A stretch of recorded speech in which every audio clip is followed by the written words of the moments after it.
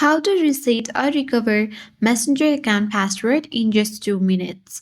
First, open the Messenger app and go to the login page. Here, you need to simply select Forget Password button.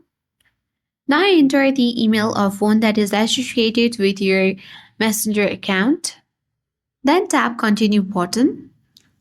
After that, you simply need to choose your account from the list of accounts shown.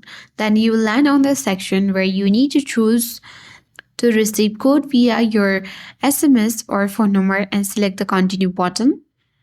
Now, in order to secure your account, you need to choose log me out of all the devices if you think someone else has access, or you can keep me logged in if it's only you resetting the password. Then tap continue button. And then you can easily enter your new password to update your password. And after entering a strong new password, tap on continue to save the changes.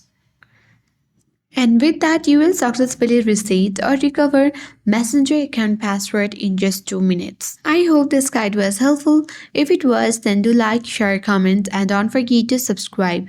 Thanks for watching, and I'll see you in the next video.